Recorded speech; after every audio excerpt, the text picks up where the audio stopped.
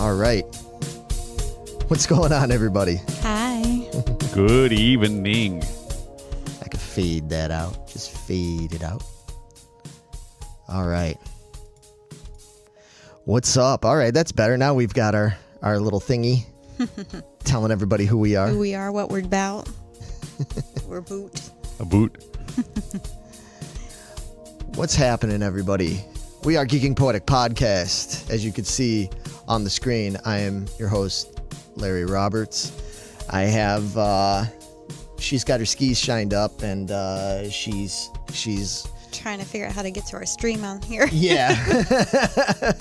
She's none other than Megan Guess. Hi, guys. Hello, Megan Guess. Hi. And then over there on the end, the hair, it gets higher and higher every time we see him. Soon it's going to hit the ceiling. Yeah, we're gonna have to get a bigger screen.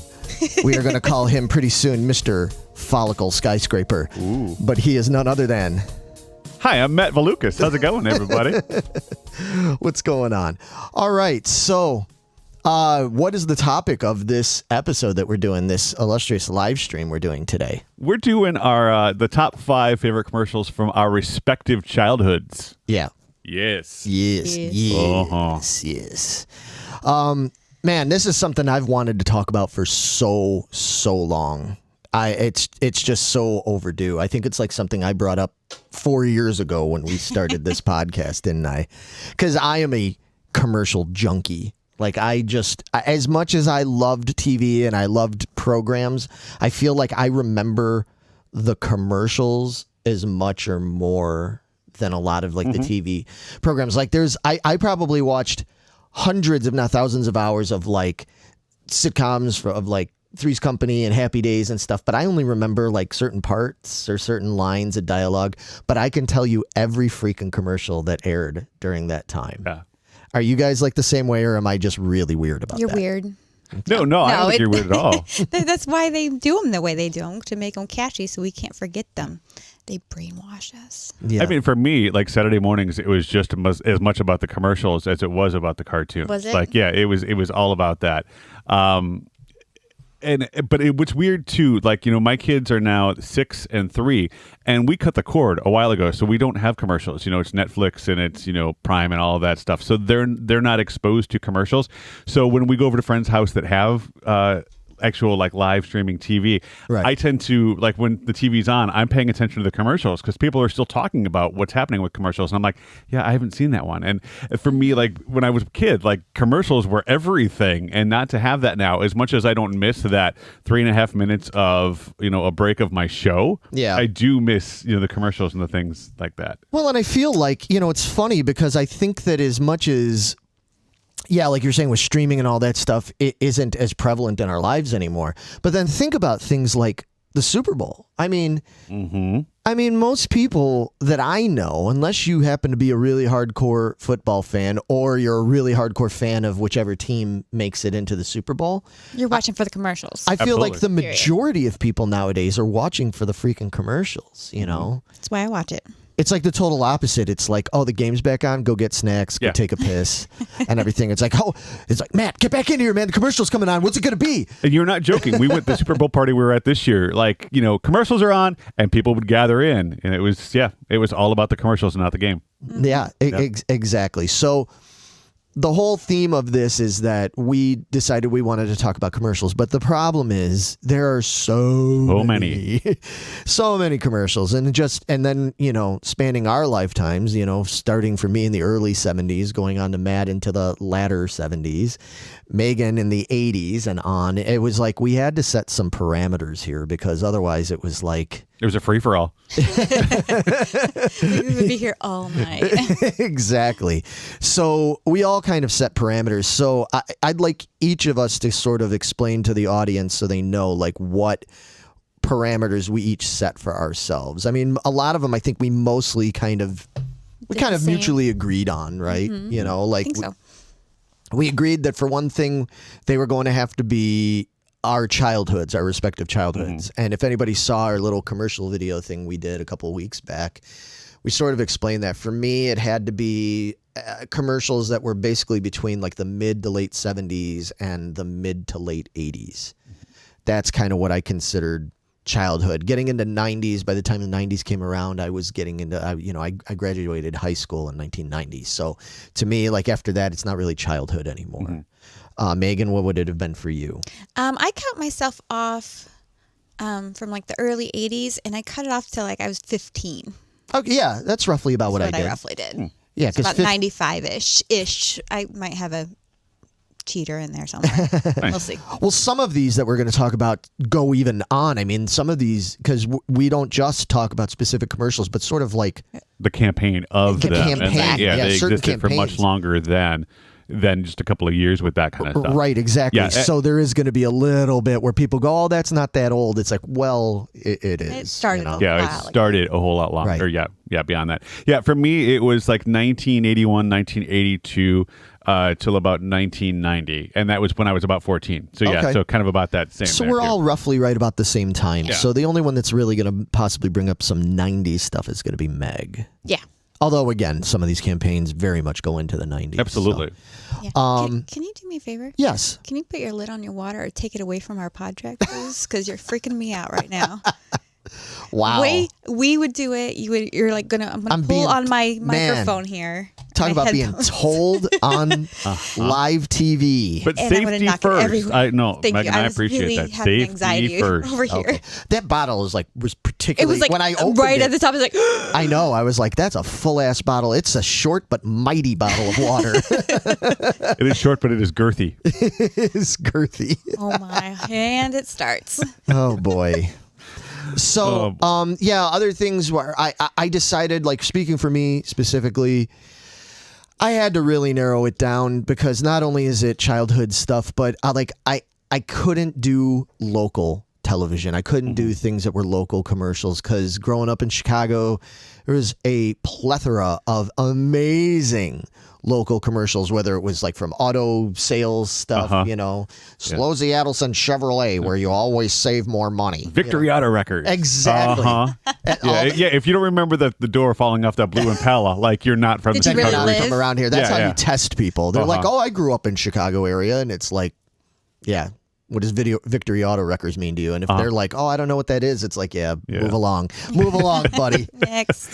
So I would honestly, I would love to do an entire show just on some of Just those on great that. Chicago There's commercials. so many good I ones. agree. Yes. Yeah. I agree. Yeah. I definitely had to cut out another thing. And I know that this was a little more specific to me. I know maybe some of you guys brought up specific ones. I had to basically cut out toys. Although there is a caveat to that, but I'll get to that when I get to it. But like, if I started including, because automatically my mind's like, oh, the fucking G.I. Joe commercials from the 80s and the Kenner Star Wars commercials and the Mego commercials and blah, blah, blah, blah. That list would be like 500 long. And someday I'm going to do a toy one, and I'll probably do it for a Geeking Poetic episode or something. Someday I'll do it, and God help me. I don't know how I'm going to God narrow help it. everybody. Well, what was funny for me is like the new guy on the show, when we had talked about the commercials, like your head was spinning, like there was steam coming out of your ears. I'm like, can we do this? What about this? What about this? No, I'm going to cut this out because there's too much. And like you were like a literal kid in a candy store. Like you were so frenetically excited about this of like, how can I go? How far does this rabbit hole? Like, where are my parameters? And I got to say, I'm really proud of you for sticking to those parameters because I know you really could have gone off the deep end. I did, and I think I did a really good job. When you see what my 5 are, I didn't even bring up honorable mentions. How about that? You guys have Wow. honorable mentions. Yes, we do. I didn't even bring up honorable mentions, and part of it was because honestly, when I thought about it, and I looked at. Because all 5 of us, with maybe 1 or 2 exceptions, all 5 of us picked very different commercials. We did. Which is awesome. So as such, when I was looking at what you guys picked, I was like, oh, that would be an honorable mention. Well, that would be an honorable mention. So you guys really kind of covered it for me, I think, for the most part. I mean, I could go completely crazy, like you said. The last thing that I did, and I think we all kind of agreed on this, was I didn't do any holiday specific commercials. Correct. Because again, I feel like those fit into their own category. Because there are certain brands or certain things that I can't necessarily say. Like, I may not be like super crazy and fanatic about Kodak camera commercials in general, but there's some Kodak Christmas ones that are amazing and that I love. So I was like, all right, I'm going to keep the holiday ones out and just kind of keep this more like ones that you would see at any time of year sort of thing, year-round campaigns. I see, before we even get into our 5, man, it's great. We've got people joining us here. Hi, everybody. Hi, there's everybody. And see, some people are talking about Alex says, a lot of my childhood memories of commercials involves being sorely disappointed with the flagrant false advertising, like Capri Sun's not actually turning me into liquid. Well,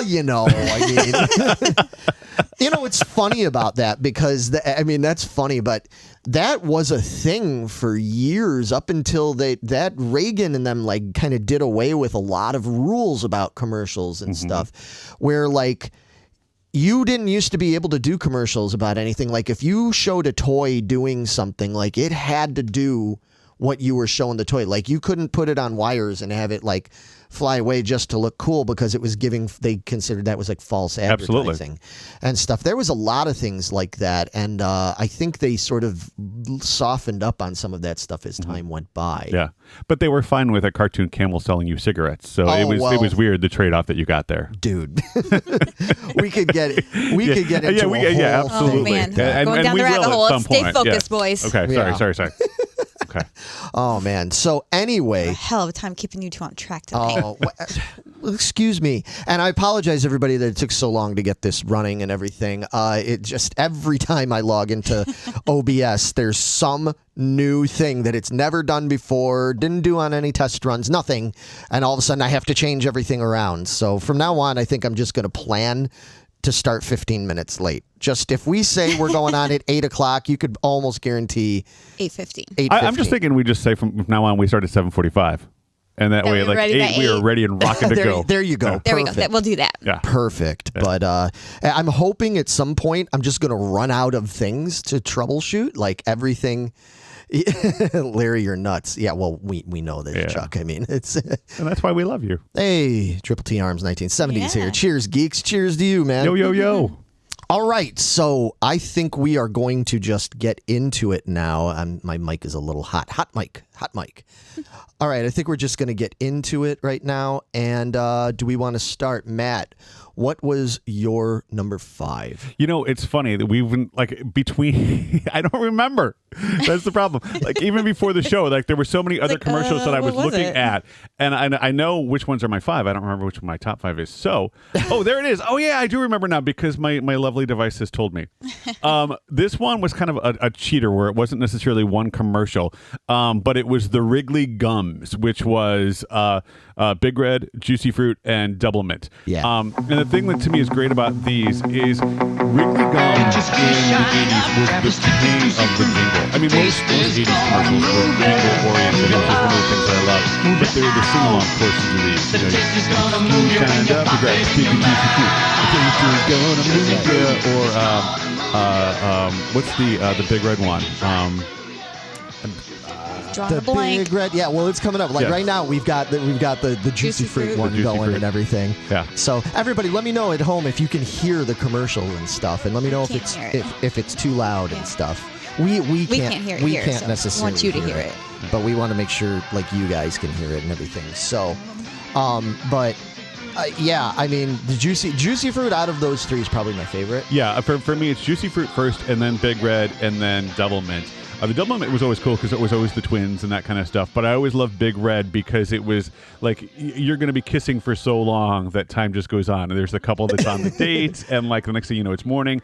And in the commercials, there they are. There's always the one kid from band camp who is like kissing his girlfriend as the bus is leaving. It's just those are iconic to me.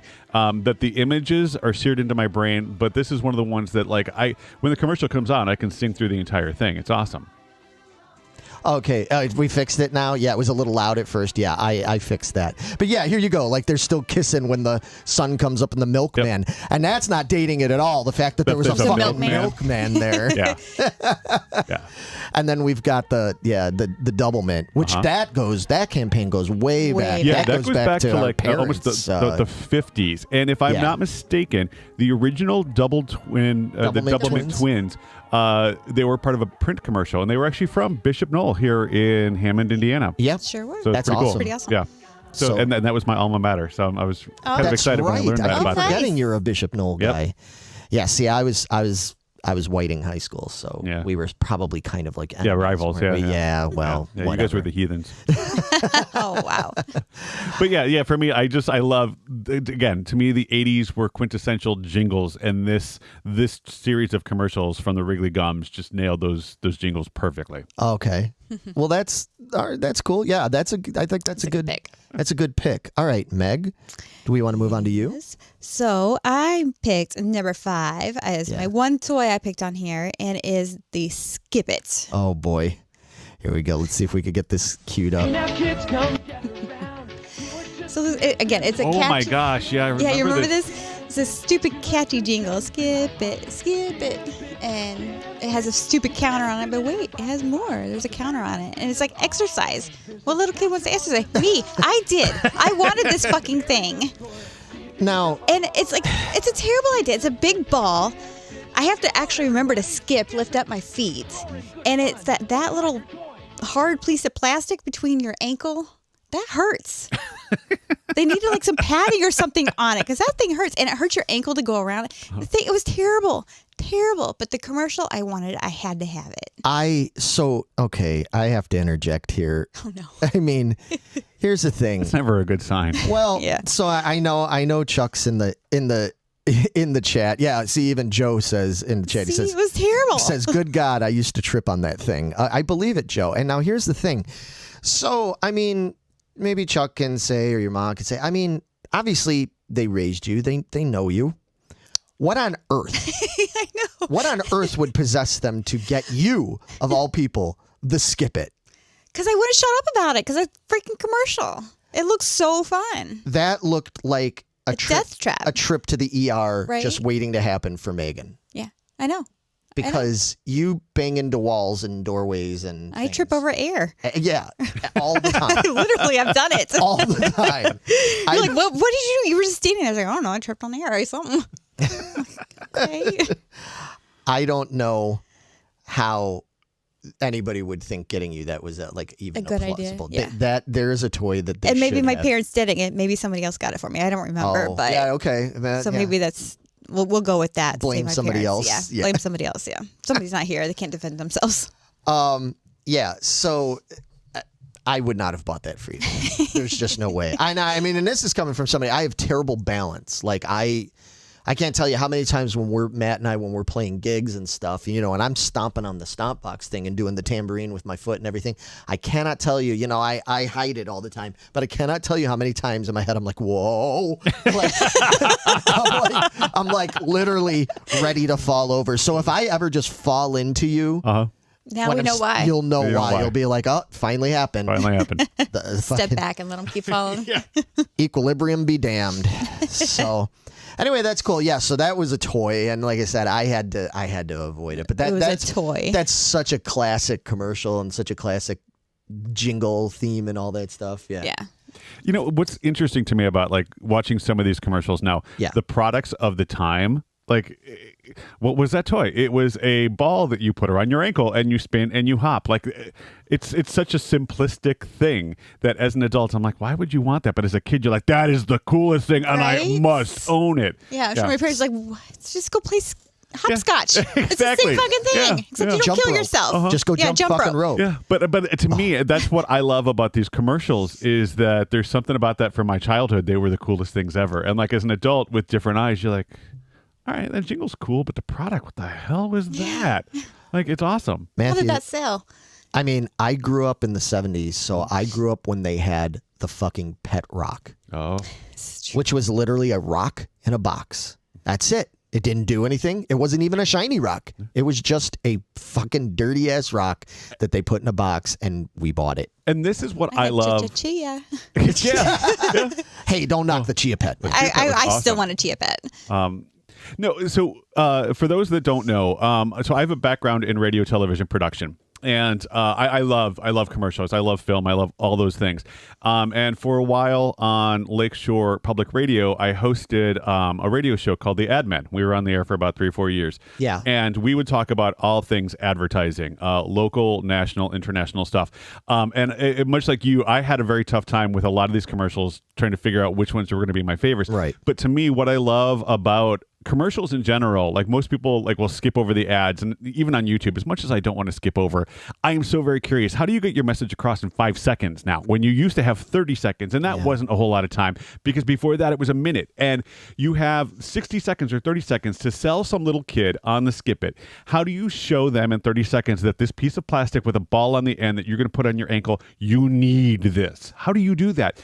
And commercials do that. They sell us something that we don't really need, something that we don't really even want, in 30 seconds to tell us it's the coolest thing in the world. And much like you were geeking out about the different things that we could talk about commercial wise, I was really excited to dive into this just from the psychological standpoint of why did we want these things so much when we were kids, and how did they impact us now as an adults? When you watch these things, there's a certain place that takes you right back to so very quickly on that. It's just that little time capsule in 30 seconds, and I love it. Well, and I mean, here again, as I started out the show, I was talking about what a fanatic I am about these old commercials and stuff. I mean, understand that, for example, I've talked about it, I think, on the show before. When Christmas time comes and it's time for me to decorate and all that kind of stuff, it gets into late November or whatever when I start decorating.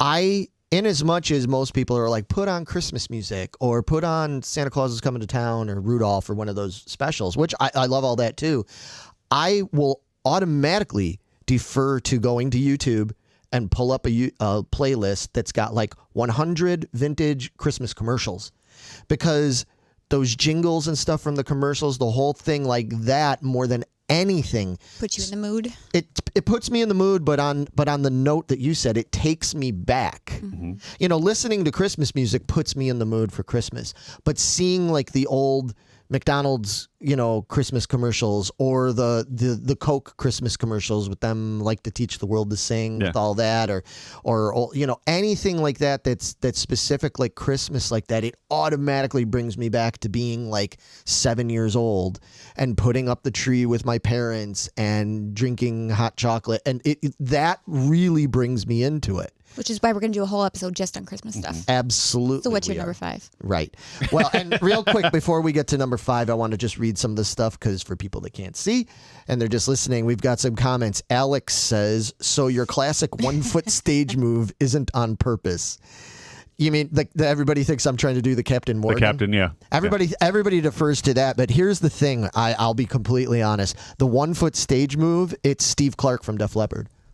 That's 100% where I got that from, because when I was 17 years, not even 17, when I was 14 years old, I was I want to be Steve Clark from Def Leppard. And Steve always did that, man. You watch the Pour Some Sugar on Me video, he always had the one leg up, and playing the low slung Les Paul. That's where I got it from.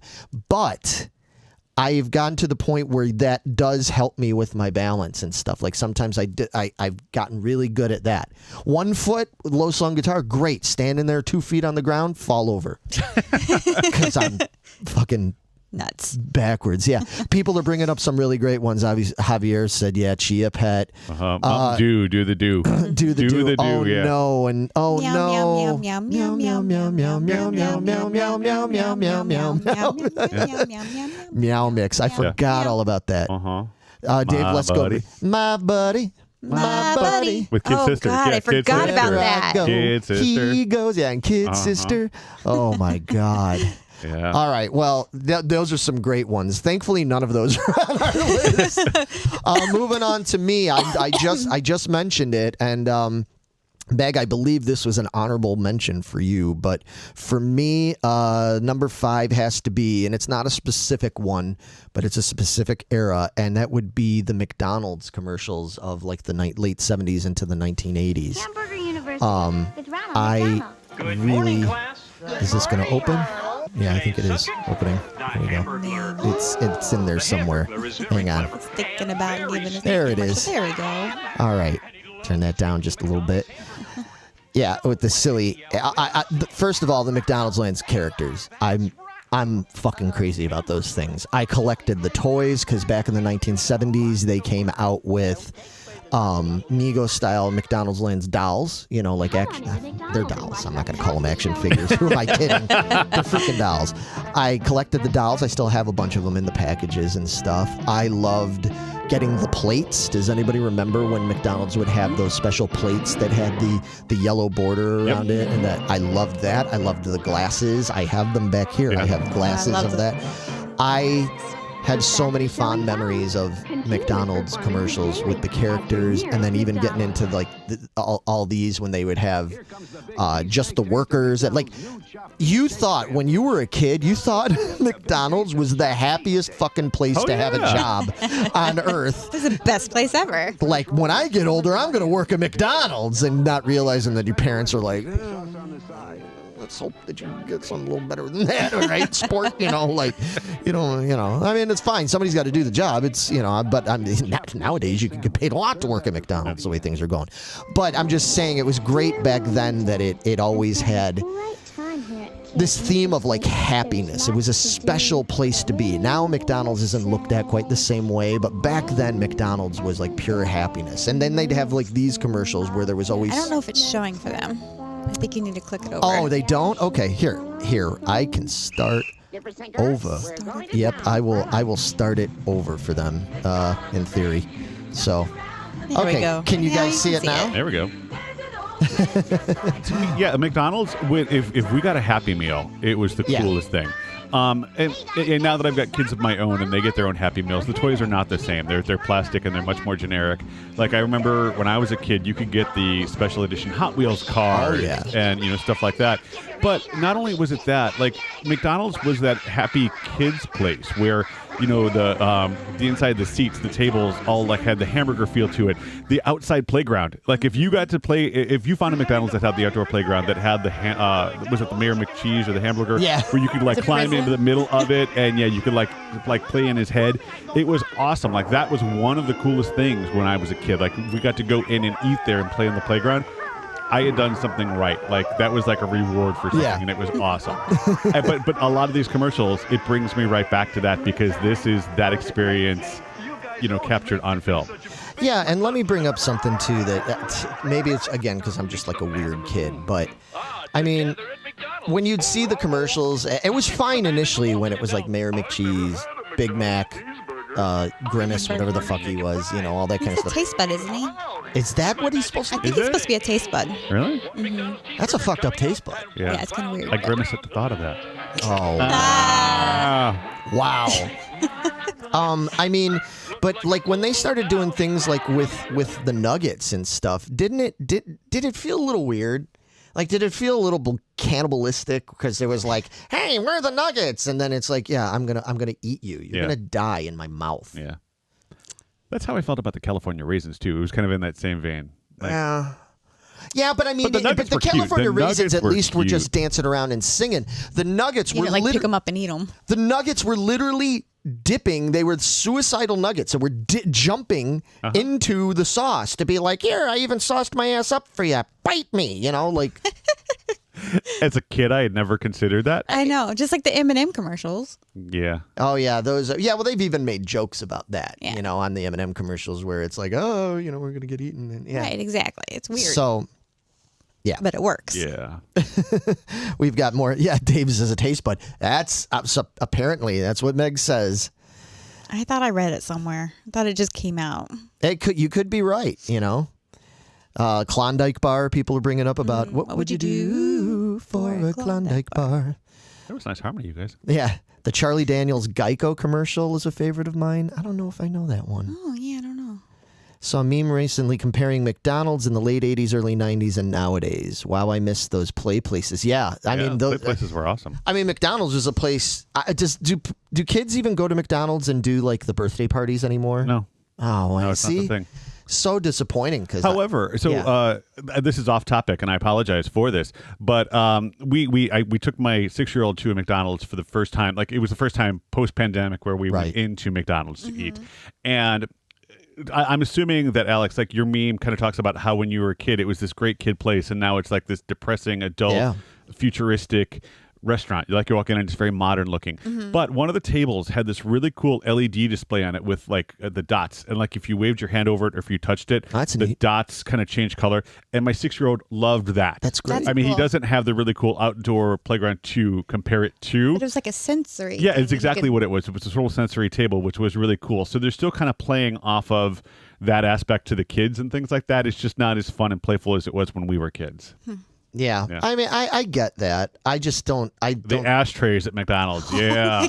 Yeah. yeah, that brown thing with the M in the Yeah. middle. Yep, uh-huh. Wow. Yeah, That's yeah. You there- were definitely a kid of your time if you remembered the McDonald's ashtray. Oh wow. That's pretty funny. All right. Well, we'll talk. I could talk about McDonald's for an hour. I'm not going to do that. So we've talked enough about that. Matthew. My number 4 was Grey Poupon. Oh, that is my number Yes. 2. All Yes. right. So we got our first crossover. Pardon me, sir. Do you have one. any Grey So Poupon?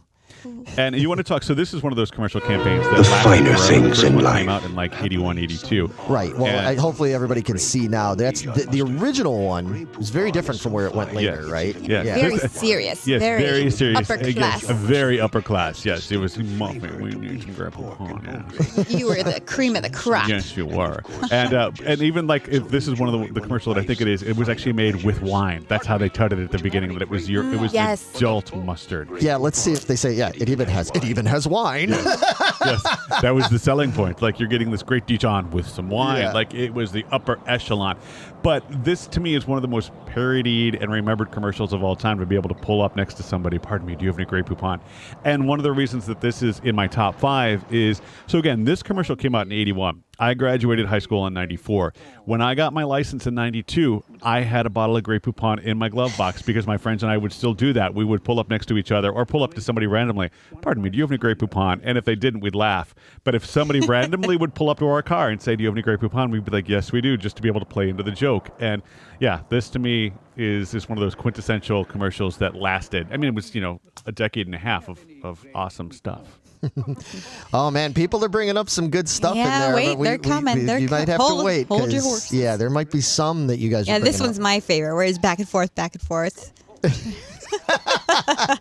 So this is the one I chose for my Grey Poupon because it just cracks me up. Yeah, why did you choose Grey Poupon? Because Matt talked about it. So Well, no reason. I just thought, again, growing up, that was like, you made it. That was upper class. It was amazing. And as a kid, I hated the taste of Grey Poupon. Like Yeah. it was Dijon mustard and it was icky. Like I just right? needed the Yeah. I was like, simple- but I still wanted it yeah. because of this commercial. I wanted Absolutely. to be upper class and be like these stuck-up dudes I just wanted to get Being drunk too- on some wine mustard. being assholes to each other, but they Oh, just man. cracked me up. So that's why I chose. I don't have a cool story. I never carried it in my car or anything because I didn't start driving till 96, I guess. So. Okay. I mean, I guess it was a couple years after, Yeah. but whatever. You know, next time you pull up to me when we get to a gig, man, I'm going to do that. We're going to look people. Yeah, just back and forth. People at the bar or the club are Like, going to what be is like, going "What is those two assholes doing?" You know. Next We're thing, gonna a be cop pulls up. Is like, "Oh, you got alcohol in your car. You got Grey Poupon. Has Yeah, wine it's in got it. wine in You're it." both good and busted. Going to the." Well, that was a good choice. I mean, I feel like the Grey Poupon is one of the absolute classic commercials from the 80s, and then that did go on into the 90s when it had the more silly ones. It went into the 90s and stuff. My dad's going to bed. Okay, good night, Dad. Feel Hope you better. Feel better. Yeah, I hope you feel better. Yeah. We've got some others people bringing up stuff. Let's see. Joe says, I always thought with Grey Poupon had wine, it would have gotten me drunk. Yeah, exactly. Right? Yeah. Exactly. Oh, man, Dave Lesko just brought up Reuniti on nice. Ooh. Reuniti, so nice. Speaking of booze. Yeah. Reuniti. Oh, wow. And that just came back to me Yeah, right I now. would love to do an entire show on alcohol commercials. Yes. I mean, those, like, I want to talk about some Zima. That's what I want to talk about. Jeez. Wow. Zima. Ugh. But yeah, if we did, no, there's great old commercials, especially when you get back into like the 70s and the early 80s, because there was Hams, the Hams Bear, there Porter's was Banquet, Lowenbrow, Low and Brow. let it be Lowenbrow. Bartles and James. Bartle, yeah. Bartles and James, yeah. Pepperidge Farm remembers. Yeah. Or how I about? can't believe it's not butter. They have on Oh, they're here. bringing up that. Yeah, I can't believe it's not Yeah. Bartles. Yeah, and Martini and Rossi, Asti Spumante. Which always reminds me, the Asti Spumante reminds me of the rich Corinthian leather. I don't know why, but it does. So, Megan, what was your number 4? Yeah. What's your number 4, Meg? Hamburger Helper. Oh, that's an awesome one. I love hamburger. And now a Russian So I dance chose this in one because honor of my I chose the Russian guy here. Because he cracks me up with his little hat and his little mustache, and then he falls over, which totally relates to me. So, and I just, Stroganoff Hamburger Helper is my fucking favorite. I could eat it like every day. I love it. You know what? I'll be honest with you. I love it too. I was just talking about it like, I don't know, a week ago. Some came up about Hamburger Helper, and I was just like, oh man, I want some fucking Hamburger Helper. Yeah. What's your favorite Hamburger Helper? Besides Stroganoff? Is that what your favorite Yes. is? Oh, okay. I didn't hear you say that one. Okay. All day, every day, Stroganoff. Yeah. I love the one, it was like the mac and cheese one. Like it was that like beefy mac and cheese. It was so good. Yeah. Yeah, like I feel like if you were a kid of the region, like Hamburger Helper was part of your like weekly staple. Absolutely. You know? Like, it was for me growing up. Yeah, it was an easy way to turn literally turn hamburger into anything else that's tasty and yummy and full of calories and goodness. Yep, it still is. When I cook for myself weekly, Yeah. Hamburger Helper is going to be one of them. No doubt about it. Oh, people bring it up. Good parquet butter. Butter. Parquet. Forgot about Butter that. cake. Yeah, I mean the thing with when I was a kid, I mean that again, brilliance in advertising. Now as a kid, you could give a shit about you ate whatever your parents made you. Most of the time that was the case, right? Or whatever whoever your guardians were, you ate what you were fed. And so I didn't really find myself caring that much about commercials that had, unless it was for like, zingers or ho-hos or, kid stuff, right? But when they came out with that mascot with that silly little hand guy, that little glove guy, I was always enthralled with Hamburger Helper. And then that made me like, well, I want Hamburger Helper. Hamburger Helper. Because of that guy, like I was always into that. One, okay, I guess I would mention is a possible honorable mention that's kind of like that is I always, because I have them up on my windowsill right now in my kitchen, I love the Pillsbury Doughboy. I relate to him. I relate to him. He's extremely pale and white, so am I. He's got that belly, he's kind of silly. If you poke him, he makes funny noises. That's me. Yeah, ooh. Yeah, exactly. So that's, I relate to the Pillsbury Doughboy. So yeah, I mean, that is brilliant advertising when they come up with stuff like that, because then that makes that kid, when mom or dad or whomever takes it to the store and you see that mascot, and then the kid's like, oh, that's the guy. And it brings it to the parents' attention. Go, oh, Hamburger Helper, I'll make that tonight. Yeah.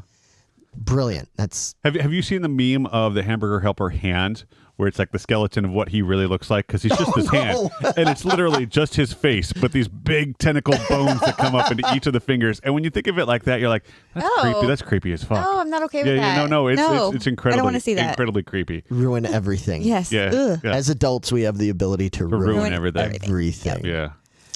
But yeah, I thought that was. Tricks are for kids. Javier, good one. I love Tricks are for kids.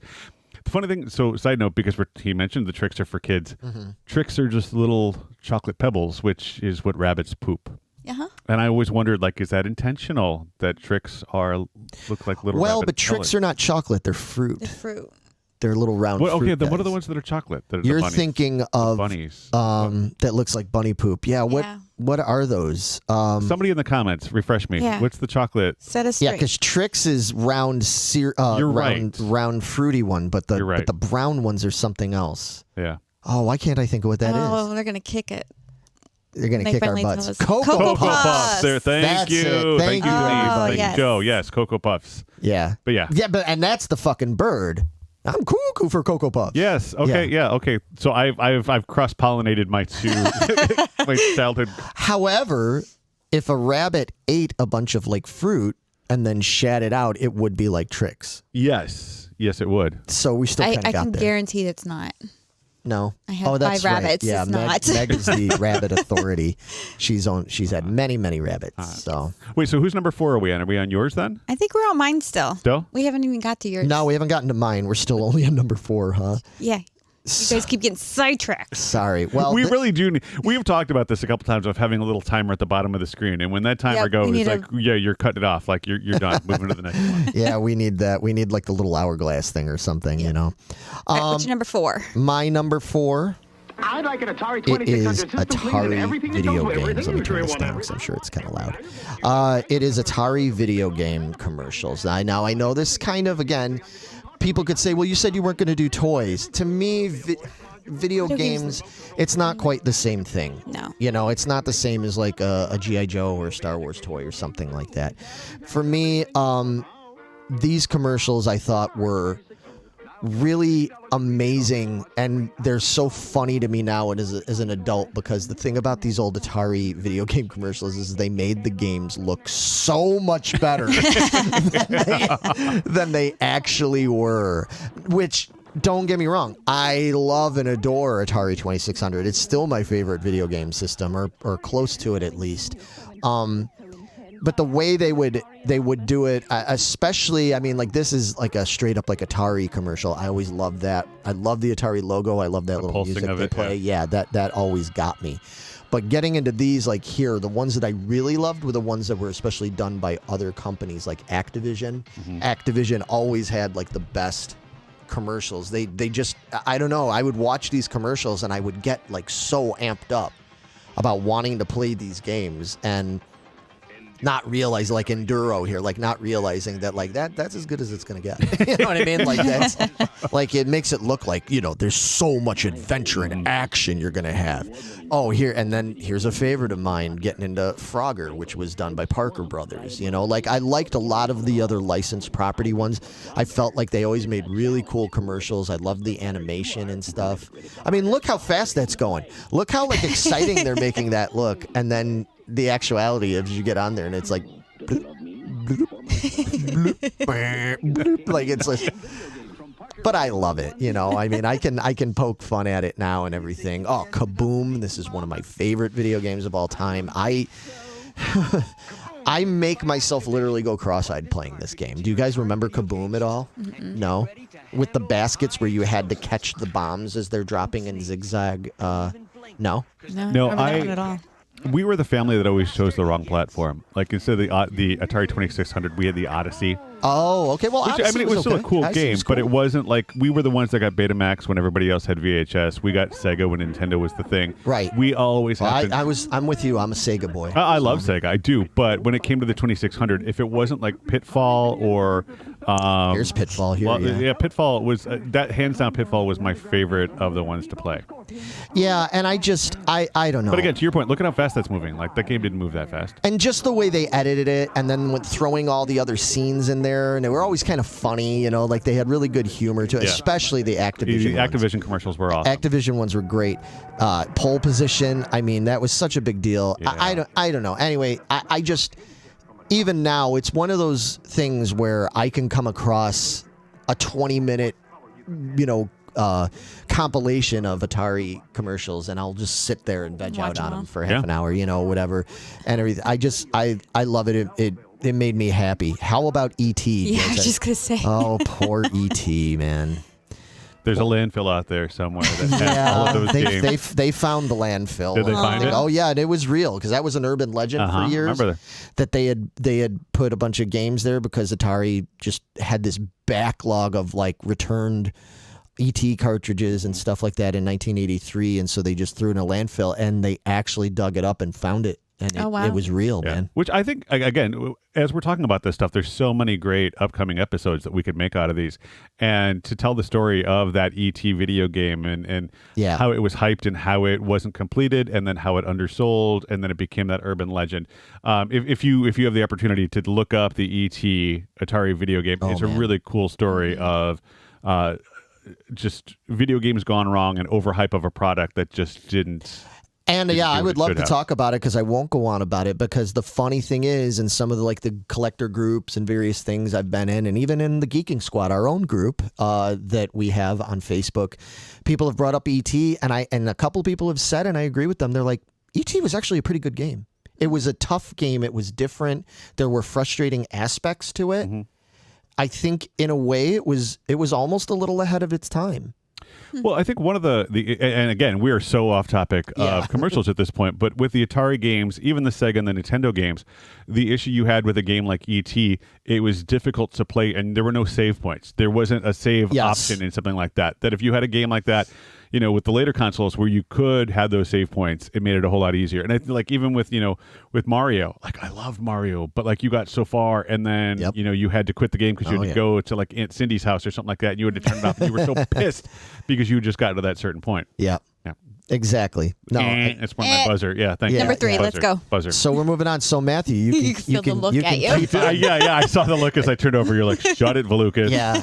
I'm shutting it. Bringing up Got Milk. That was a good one. Yeah. That's a good one. It's all right, Matthew. You're number 3. My number 3 is a Coke commercial that ran for quite a bit in the 80s that even spun off into its own TV show. Yes, it did. Max Headroom. Yeah. I loved Max Headroom. This was such a cutting edge thing to do at the time. This robot AI character who had just talked about how cool the Coke products were. I loved Max Headroom so much that the year that this commercial came out, I went as him for Halloween. Did you really? He built this cardboard box. Is that where the hair came from? Yeah, that's where the hair. Yeah, and honestly, it's a lot of Max Headroom hair. Like he's got a good coif going on, and I love it. But yeah, I had the cardboard box that I cut out the front of it and decorated to look like a TV, and I had actually put it together where there was a pair of suspenders that when the cardboard box sat on me, the cardboard box came down just far enough and everything like that. And I had the suit on and everything, and I thought I was just the coolest kid in the world. And yeah, Max Headroom to me, top-notch commercial. I remember that was such a... You're probably a little too young for that, are you? Yeah, I don't remember that one at all. That was such a groundbreaking, different commercial. Like, I think people, if you weren't around then and you weren't a certain age and everything, you don't understand that the first time you saw Max Headroom and the way they did that, you'd never seen anything like that before because it was pseudo AI, you know, that they did. Because, I mean, it was built on an actual actor they had playing. Matt Frewer. Yeah, that playing Max Headroom and everything. But just the way they did it, it was so modern, extremely modern. And because I think this is, without giving too much away, I think this is the only soda commercial in our list, right? Yeah. You didn't pick anything, right? And you didn't pick anything else. No, it's the only soda or cola commercial. And again, if you weren't around in the 80s, you do not understand the magnitude of the cola wars, man. The cola, yeah. Dude. And people could go, well, what's the big deal? Oh, yeah, people still debate about like Coke versus Pepsi. Yeah. No. It got like massive. By 1984, 85, it got massive. And it was like in the news. Like people would talk about it because they were spending millions, if not billions of dollars trying to one-up each other. There was no like, oh, we can just peacefully coexist on the shelves. No, it was one or the other. Like you were adamantly Pepsi, and I've always been adamantly Pepsi guy. Like, but that's vegan. But this commercial was one of the ones that made me kind of want to flip. And then talking about the wars when New Coke came out, and what a disaster! But it wasn't New Coke at the time. It was the formula, and then it bombed. And then there was New Coke and Coke Classic. And yeah, it was huge. Like even in the Billy Joel song, "Well, we didn't start the fire." There's the Rock and Roller Cola Wars. Like it was. Yeah, it got name checked in a fucking Billy Joel song. What does that tell you? Huge. Yeah, it was a big deal. Yeah, and it was raging so hardcore, and then Coke in the middle of that came out with the new Coke formula. And what people don't understand is when they did that, they initially eliminated old Coke. There was no gone. Coke Classic. No. It was like, no, this is just going to be the only Coke you get. And it was this new flavor. And people fucking hated it. And it was such a massive dick kick for those guys. Like that they had to backtrack so quickly. Like within a matter of like a couple of weeks. Yeah. It was a couple so of fast. weeks, all of a sudden Coke was like, okay. Well, we're going to keep new Coke, but we're going to put out Coke Classic. So for you that still like regular Coke, you've got it. Yeah. You've got it. Like, oh man. And then there was so many other things. And then you had like Michael Crystal Pepsi, like Joe was talking about that. Yeah, there were so many things you tried in that. Like there was clear Coke and Crystal Pepsi. And this is like back before, like I remember when Cherry Coke first came out, they were the first ones to really do a flavored cola. And like that was the one time I would choose Coke over Pepsi because it was Cherry Coke. It was the flavor and it was awesome. Yeah. And then there was also, and then And then Pepsi had another coup because they got Michael Jackson. Oh, yeah. And that was a big deal because Michael Jackson was literally the biggest thing in the world. And you want to go down that rabbit hole, then like there was the Pepsi commercial, the live thing where his hair caught on fire. Right, and then they had that, and then there was all this bad PR from that because, oh my God, they killed Michael Jackson, you bastards. Yeah, you lit him on fire, you bastards. Yeah, they set him on fire like, hee. Yeah, exactly.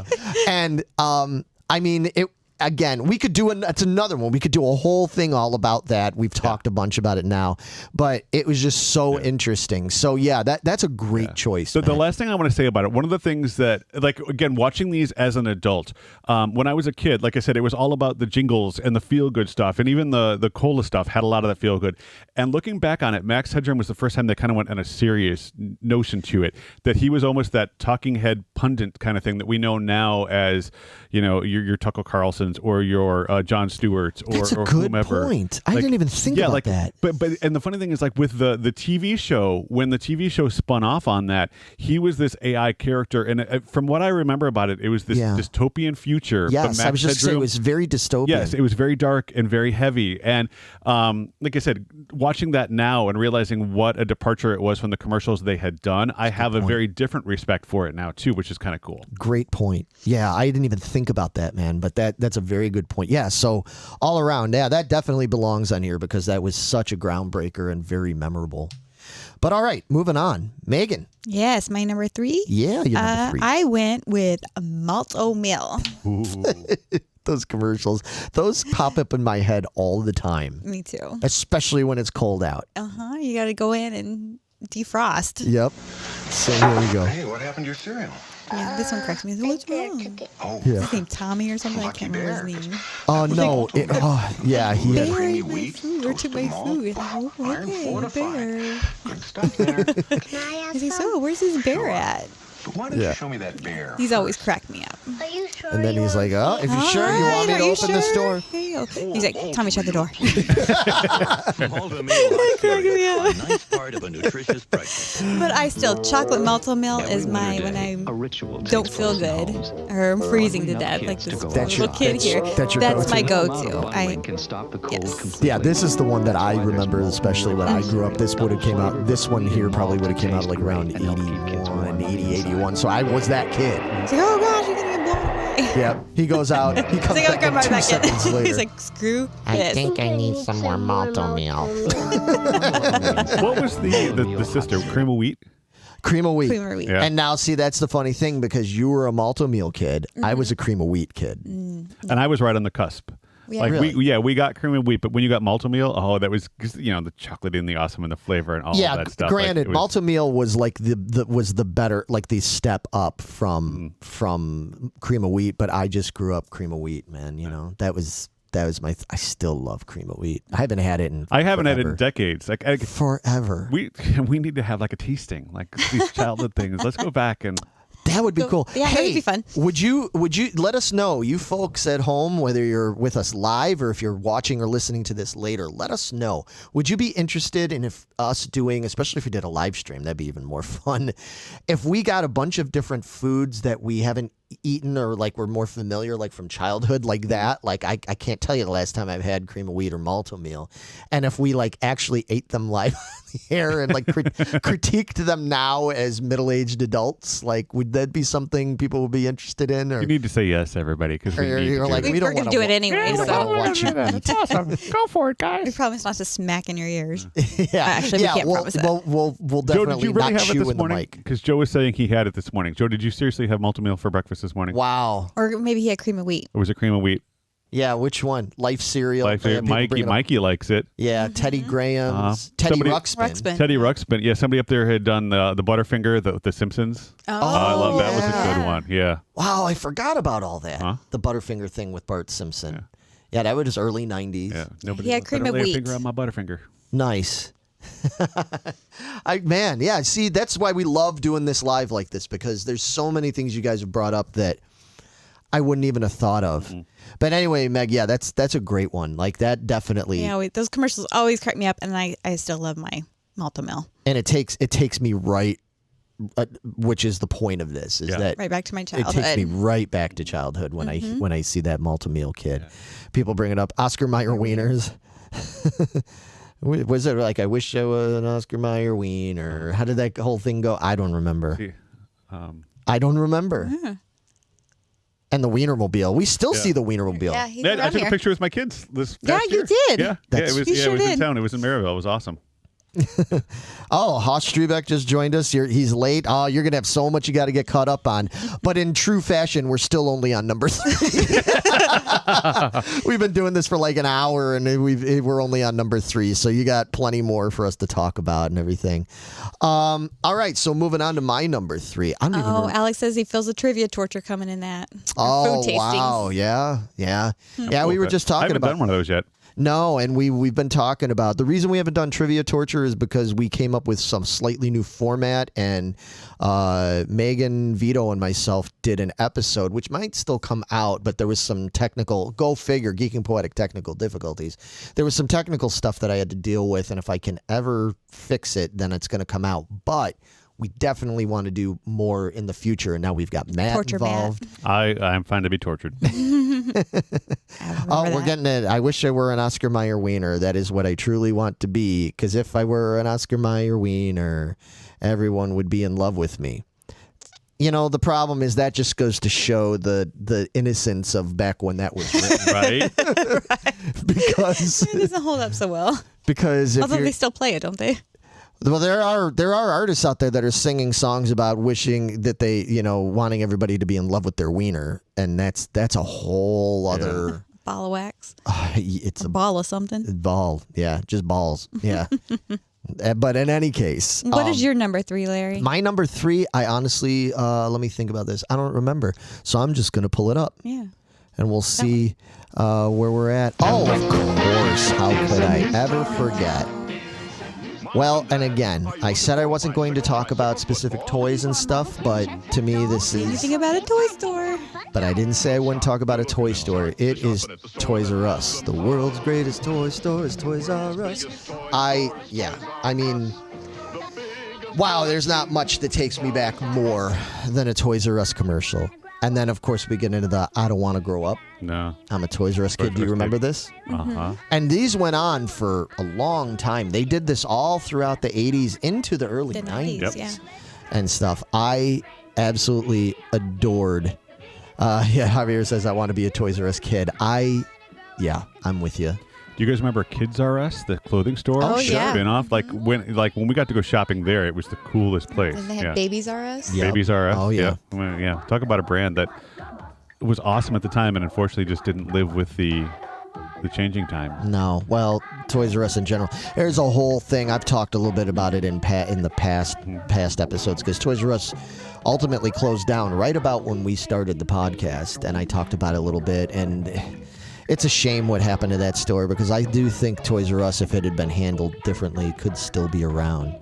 These ones, the commercial you're seeing right now, that's actually from like early 90s, so just to kind of show how it evolved. It still went on. Later they had those ones with Jeffrey, and again, I wouldn't talk about, one of my favorite ones was one of the holiday ones for Easter with all the bunnies going, here comes Peter Cottontail hopping down the bunny trail. There's just all these bunnies singing it, and Jeffrey's going, enough, stop.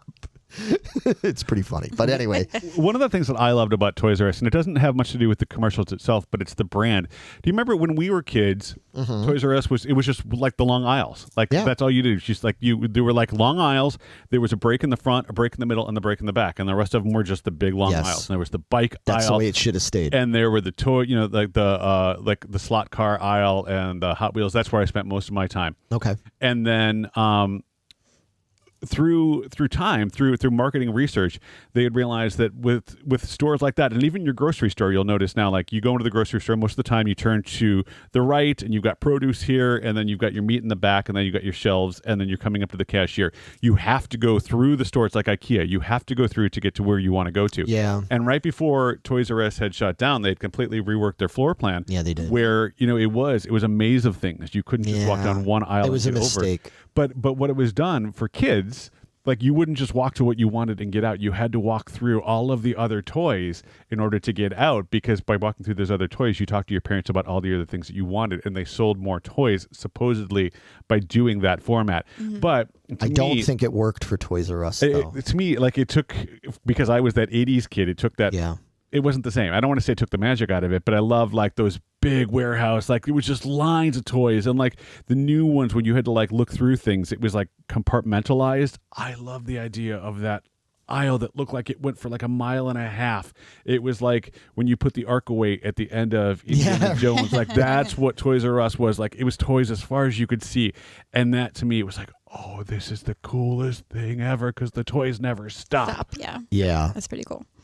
I don't know. I feel like that was a mistake. I understand the logic behind it. I completely get it, but I don't think the way they did it was good at all. Especially because I was in Toys R Us a lot, even shortly before it closed, because I'm a geek and I collect toys and stuff. So I was in Toys R Us constantly, and I would see and hear adults complaining all the time because the way they changed it and the way they made it so mazy, it made some of those aisles really difficult to navigate. Absolutely. And God forbid if there was more than one mother with a few kids in there, if you tried to have multiple, you couldn't navigate it, especially over where like the fashion dolls and a lot of like the younger kid stuff. They made that so mazy. It was really awkward. They kept the boys aisles fairly more simplistic and everything, thank goodness. But yeah, it was just Toys R Us just got mishandled from the mid-late 90s on. It was just mishandled all across the board. And I see these commercials, and not only does it make me miss Toys R Us and stuff, but it just makes me miss those days of, like, I'm bummed that you don't have, like, I don't have kids, but you have perfect Toys R Us age kids. Absolutely. And even though I get it, I can order all my toys on Amazon and I can blah, blah, blah. It's not the same. There were so many toys that I got as a kid that I wound up loving that I didn't even necessarily set out to go get from the store. Like I would be in the store and I'd come across something. I'd be like, what is this? And I'd end up getting it and come home and it would be like my new favorite toy. And now you don't have that. Like they have to find it online or have somebody that shows it to them. It's a mistake and it's a shame. But yeah, so the commercials like that just bring me right back. Yeah, to and it. somebody in the comments had mentioned that Toys R Us might be coming back. They also mentioned KB Toys, and KB Toys was awesome too. South Lake Mall, loved it. But yeah, I right now, like when we take the boys out for toys, it's you're going to Target or you're going to Walmart, and there's really like 3 or 4 aisles out of the entire store. And they're usually destroyed. Yeah, by the way, but that magic is not the same. Like to be able to walk into a toy store as a kid, knowing this entire store was stuff for me. Like it was a toy store. It wasn't my parents' store. It was my store. And that's to me what Jeffrey in those commercials and Want to Be a Toys R Us Kid. It was that. Well, here's an interesting point, bringing Meg into this a little bit, because Megan, I was never in a Toys R Us till I was in my 20s. Wow. She didn't been a toy store. I was the Walmart or something. Oh. She grew up with what kids have now. She had Walmart, or like a grocery store. Growing up, I just lived in this little teeny tiny town, and we had a Walmart, a small Walmart, and that was it. It wasn't even like a super Walmart. It was just a Walmart. But so that was my toys. Right. And here's the thing I want to bring up, not kind of putting it on the spot, but just it's a thought, is that in as much as you had toys, you brought up your Skip It, there were certain toys you had. You didn't grow up being quite the toy kid like people like Matt and I were, No, I sure didn't. No, I'm not saying that as a put down. My memories are more, I remember clothes. Of course, because I'm a girl. But I'm a girl, but I don't have memories of the toys and stuff like that. And it took me a while. I was like, I need a toy in here. I need a toy in here somewhere, and it took me forever to find Skip It. Yeah, and my point I'm getting at with that, like I said, I'm not saying that like you're some mutant or something like that. What I'm saying is that I think that there's something to be said for that with this advertising with Toys R Us, and then the idea of going to Toys R Us, that it was such a visceral experience that is. The toys are great. The toys in and of themselves, this shit, like this is great. Okay, this is awesome. But if it wasn't for the fact that I had the commercials that showed me these, and then I couldn't wait till Saturday next month or whenever my mom promised me she was going to take me to go seek it, and then like you said, having that experience of all of that, and Jeffrey the giraffe being there, guy in it, the whole thing. That is what makes me so nostalgic and happy about these toys. It's not just the toy itself. It's not just the, you know what I mean? It's the whole experience and the commercials and stuff. And it's, I think maybe that's part of why you don't have that, is because you didn't have that experience, you know? We're going into and I know that you don't miss that because you've never had it.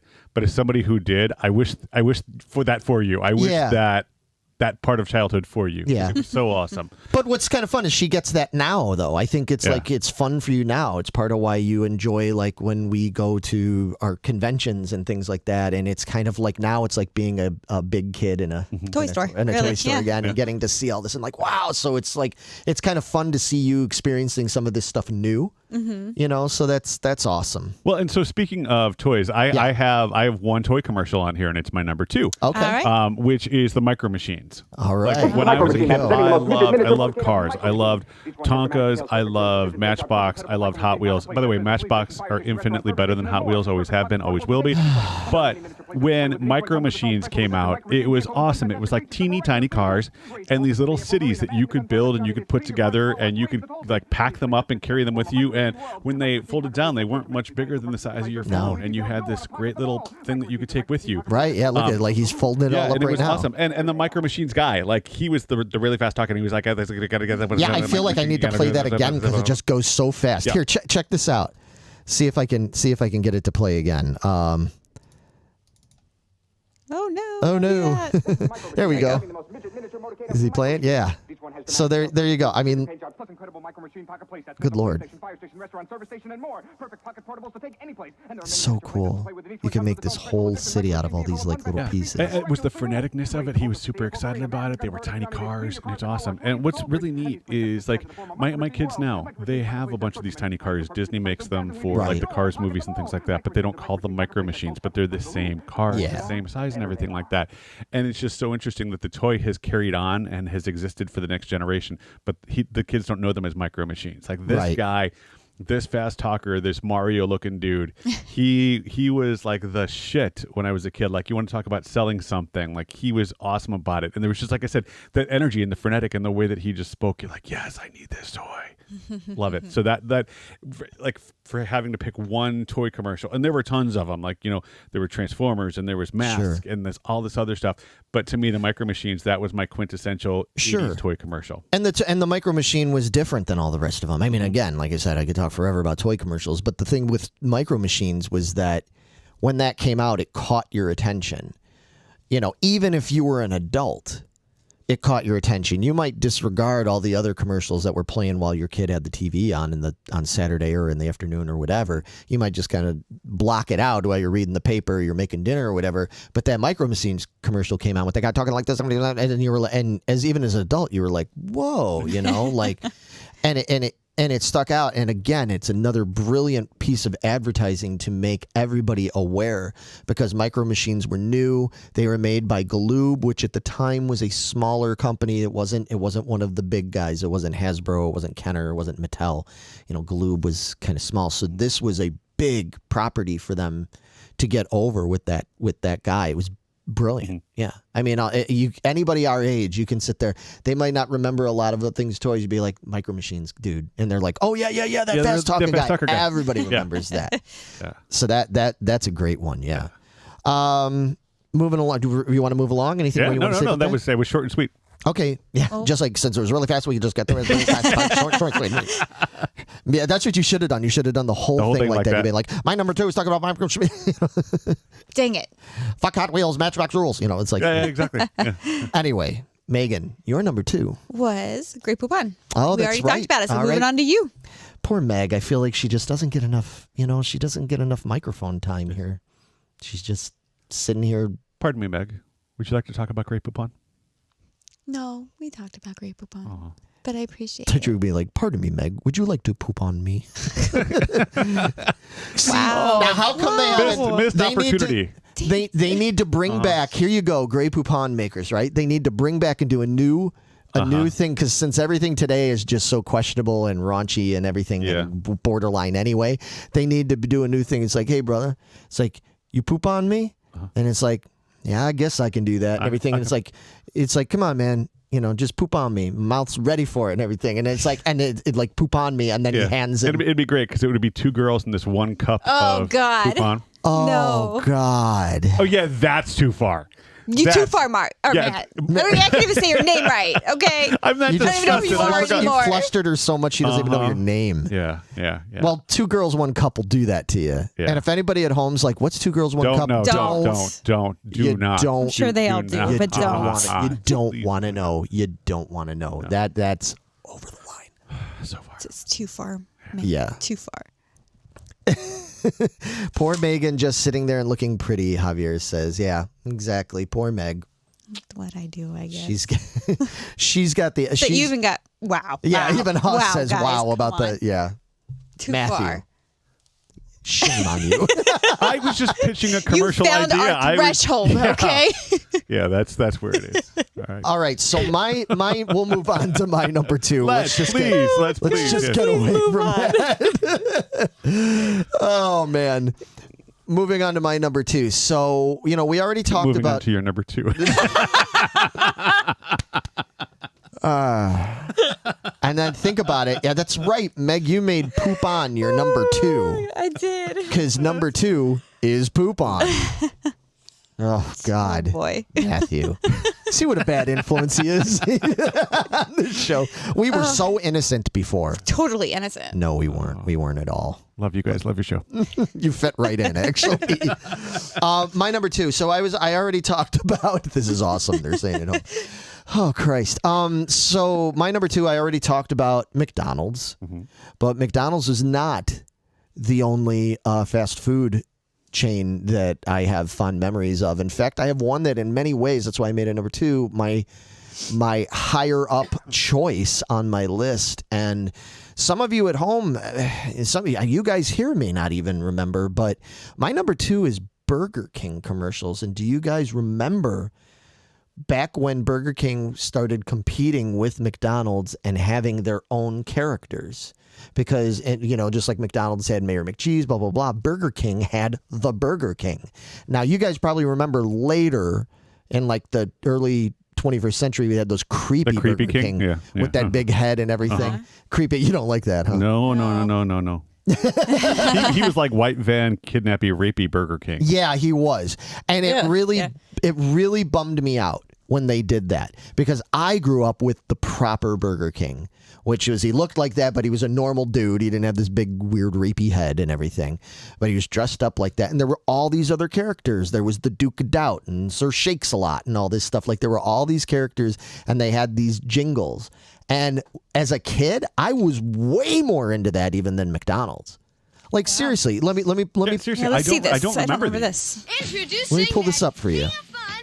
And I'll see, hang on, let me see if I can make it so that, I don't know if we can, we'll be able to hear it or not. I don't know if I can do that. Advanced audio properties. Yay! I'm the marvelous, magical Burger King. I can do most anything. Now watch me, kids. Now you guys can hear it, I think. Like magic. We're at Burger King. There's one magic Burger King. I'm the marvelous, This magical Burger King, I can do most anything. I've got magic and food that's fun. I'll make a burger disappear. Oh, see, he's doing a long version. He fucked me up, Burger King. Pies are before your eyes. Turn onions into rain. He reminds me of the king from Mr. Rogers' Neighborhood. Yes. Yeah. Very similar. Magical Burger King. I can do most anything. I love magic and food. Why have we not had this music on the entire time? We could have been enjoying this. Burger King. Yeah. See, I loved that shit. Look at this fucking jagoff. Magic hat? I doubt that. He's the Duke of Doubt. He Got a doubts nose everything. like me. No. Stop. I doubt it. Through. Say, if you can do magic, make me a shake. Okay, your shake. The king of the dad joke. Huh? Yep. See, that's Meg's kind of humor there. Now, Duke of Doubt was a big enough jagoff, but wait till you see Sir Shakes a Lot. Look at What's shaking, kids? Who's that? Kids, meet Sir Shake-a-Lot. There he is. Shake-a-Lot's my name. Drinking shakes is my game. When This really does Shake-a-Lot's reek of the thirsty, 70s. he loves a good shake. It's so cold and frosty, it makes him shake. Great shakes, Burger King. With my shivery shake, we'll have a ball. So I'll cover this table. Look, extra all. Great shake. I love magic. That guy's jonesing. So, with my baton, we'll have some fun. If you're making shakes, I'll order one. It's a magic shake I'll make right here. When you sip a little, Wow. watch mine disappear. That really shook me up, Burger King. Marvelous magical Burger Guy's a dick. King.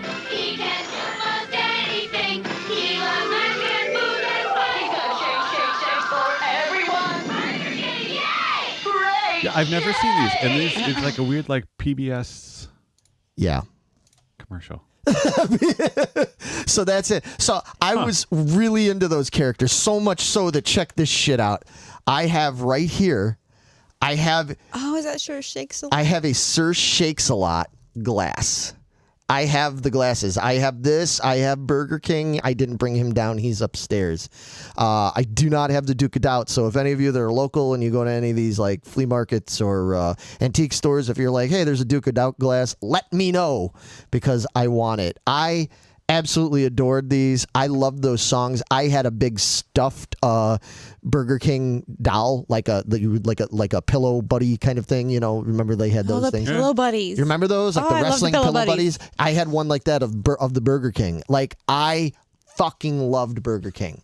I loved McDonald's, all that kind of stuff, like I said earlier, but this was my shit. I don't know if it was just a South Chicago thing, because I know a lot of other buddies of mine that, like, and we still, like me and my buddy Nick and stuff, we still refer to people, like, we'll be out somewhere and be like, look at that fucking Duke of Doubt looking motherfucker over there. Like, Duke of Doubt kind of reminds me of somebody we were talking about earlier, actually. Yeah, I see that. Right? I totally see that, yeah. You know, that fucking guy. That guy. We're always, Sir Shakes a Lot, come on, man. That's like the neighborhood fucking crackhead right there, you know? He's like, That's me every day. I'm constantly I'm so cold. Yeah, you are Sir Shakes a Lot, but not because you fucking I'm look like jonesing. him. Yeah. You're just cold. I'm always freezing. If I'm it's- cold right now. I'm sitting with the heater. Yeah. And I'm still cold. Yeah, exactly. So anyway, I had to put it in there. I figured that was going to be obscure for some of you guys. Incredibly and stuff. obscure. And Awesome. everything, but it didn't last very long. I think by the early 80s, the whole like Burger King gang thing was done, unfortunately, but I have very, very fond memories of that. Like I said, I had the toys and all that. I had to put that in there. So Matt's very bemused right now. It's like I love commercials, and I have no idea how I didn't know that campaign existed. I'm very intrigued. Well, what year were you born? I was 76. Oh, wow. Yeah, then you should have. I mean, you would have been young, but I mean, when you were 3-4 years old, Yeah, that was should still have been around. in there. But yeah, I have no recollection of that whatsoever. And maybe I blocked that out for reasons that we just saw. I don't know. Yeah, that's fair. That's fair enough. I think you may have blocked that out for good reason and stuff. Yeah. But No, I mean, I feel like that was like something that should have been like an excerpt in like 3, 2, 1 Contact or like Sesame Street or something like that. It fits like right in with that vein of that. Man. Which again to me is that like mid to Sure. late 70s kind of thing. yeah, Totally hit. 3, 2, 1 But yeah. content. Yeah, see, that's a whole other episode. Yeah. For another time. I feel like at one point we should just like throw the camera on and just like see where the rabbit hole Where takes it the goes. kind Oh of my what gosh. we do anyway. Yeah, I really mean, is. we go off on so many tangents. But anyway, was that it for the number twos? Or are we on That number was That's one? it. Let's go to number So the funny thing one. is, like, we're at the number one, and we've been Yeah. on for a little over an hour and an hour and a half almost. And it's so Almost. funny to me, which I love. But I thought for sure these are 30-second commercials. We're going to rip through these things No, compared that's- to like that's movies. the but Who are it's you not. kidding? Yeah, I don't know. I don't know what I was thinking. Like I was thinking shorter content, shorter show, and it's not. No, it's because there's so much to talk about. Yeah, with this absolutely. And stuff. but that's what I love, like this rabbit hole of nostalgia and information. I know and- our shows go long, folks. I know a lot of people are like, boy, this would be so much better if it was only 20 minutes. Well, we'll have some 20-minute Never gonna content happen. out there for various things. But when it comes to this stuff with the top fives, I Yeah. mean, part of why we do this specifically, the top five, is because there's so much to say. It's not just the commercials may be 30 seconds to a minute long, but what the impact is the much, impact much- is yeah. much more long lasting. Oh no, somebody's asking for a PBS episode. I would totally do a PBS episode. I'd be Y'all don't even know who you're talking I'm a to. PBS geek. Talk about Me a rabbit as hole. well. I subscribe to one of the pay things I have on through Amazon is the PBS channel thing. I because all the documentaries, all the special. I'm all about PBS. As an adult, I like the adult stuff, but the kid stuff, Mr. Rogers, 3-2-1 Contact, Sesame Street, Reading Rainbow. All that. Yeah. Yeah. So see, we could talk about that stuff. For sure. We will definitely do an episode. But for now, let's talk about number ones. My number one. Luke Fagan had mentioned this earlier in the comments. My number one is the Wendy's Where's the Beef? That is amazing. Can we roll that one? I want to. We sure can. Hang on. Can we actually hear it with them? Yeah, this time? I will get that. So go ahead and talk about it while I get this set so up. it's a group of these old ladies, and they're going. They want a hamburger, and they get one from this random fast food restaurant. And they open the bun, and it's a small little Oreo-sized piece of meat. And the old lady's like, "Where's the beef? Where's the beef at? Where's it at?" And she's knocking on the counter. She's like, "I don't think anybody's back there. Where's the beef? Looking for the beef." And this little old lady and those 3 words, "Where's the beef?" dominated most of that portion of the 80s when it came out. It was on T-shirts, and it was the catchphrase to say. And but we're talking about the burger wars. It was McDonald's versus Burger King, and Wendy's was doing their best to cut through the clutter. And they had the square burger. They were the one place. You went into a Wendy's, they didn't cut corners. Yeah, that was the other tagline of it. But you went into Wendy's, and they had that portion that was the solarium, but they had the tables that almost looked like they were the old 1800s, early 1900 newspaper that was just kind of over the top. And I loved looking at those old ads that you were in the air. There was something about Wendy's that was stepping back in time. But yeah, the Where's the Beef commercial, that was my number one commercial of the childhood. I loved that one. I'll pull up the audio for us on this so we can hear it as well. Fluffy bun. Where's the beef? Some hamburger places give you a lot less beef on a lot of bun.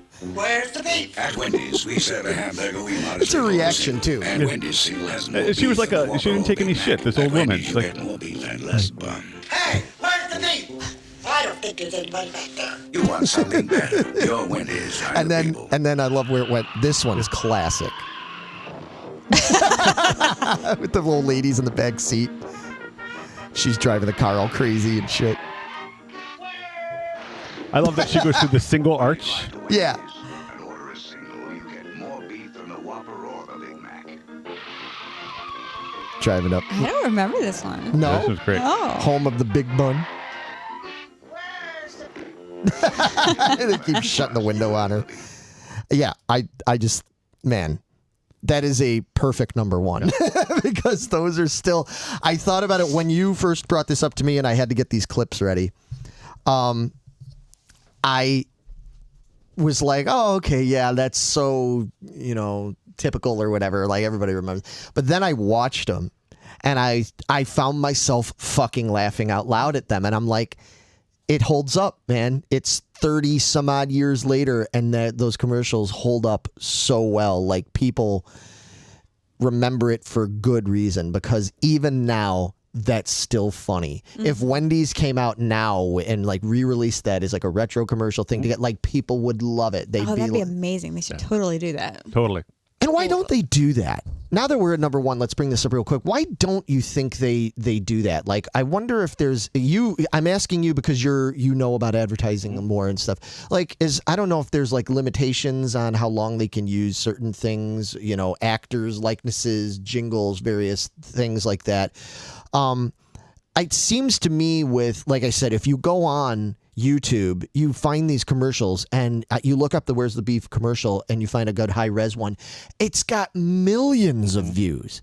And I'm sitting there looking at it going, if I was Wendy's, I would bring this back, even just every now and then. And because there is a precedent for it.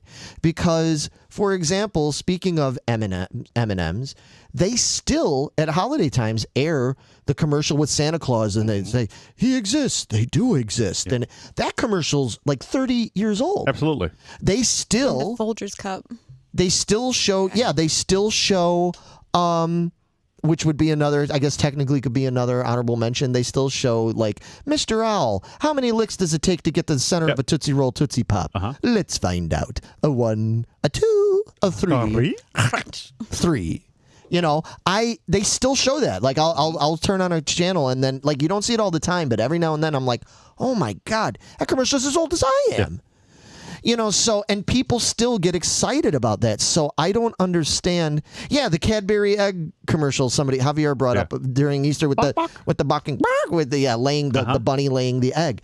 Like, there are some commercials that they still show and people get very happy and nostalgic. So why do you think that like Wendy's or McDonald's or any of them don't do that anymore? I honestly don't know. I don't have a good answer for that. The best I can assume is that, you know, people may say, well, they've already done that. Why would they bring that back? Like, God forbid, like, I don't think that they would ever recreate that commercial because they're going to be like, that wasn't as good as the original. Like, and you when see they've that so tried many it, times. it doesn't work. Yeah. But I think, for some of these, to be able to bring back some of these old ones and to air them like that, I mean, you can even bookend that with, you know, 30 years ago, we were asking this question, and here we are 30 years later, still wondering, why do other people skimp on this? I mean, you could totally bookend it and make it modern in a way that, I feel like it is a wasted opportunity because there are people our age who are, you know, late 30s, early 40s, late 40s that have this nostalgia connection for that I think would bite into that without question. No pun intended. You are the king of puns. Yeah. Well, I like I said, I was just curious from a business standpoint. Like, I mean, because they own the rights to the commercials. They own the IP of it. I mean, it's still there. Yeah. I mean, there are royalties that would still have to be paid to those actors or to their estate or to whatever that is. Or to whatever the advertising firm is that they license that out to, or that, you know, the business out to. I didn't know if there was some, but I would have assumed that ultimately once you pay a firm to make that, basically the brand owns it at that point. Yeah, absolutely. Yeah. So it's work for hire. Right. So okay, I was just curious, but man, that's a great one. So Megan. Yes. What is your numero uno? My numero uno is picante sauce. Okay, well, you had paste picante. Paste picante sauce. To be so what? Before we play these, because I want to be able to hear them and everything, and I want everybody at home to be able to hear them.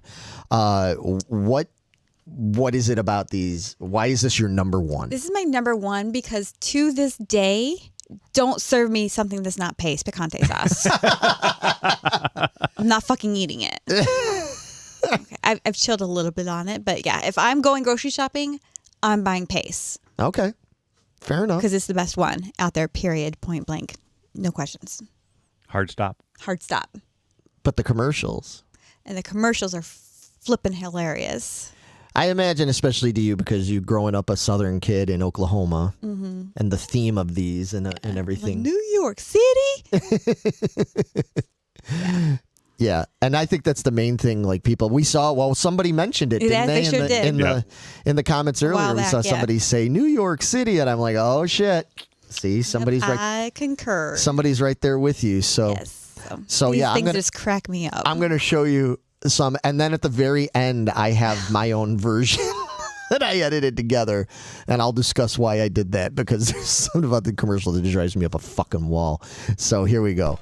So let's see. We're gonna turn that down a little bit, and then I want to be us be able to hear it. This ain't paste picante sauce. What's the difference? Cookie.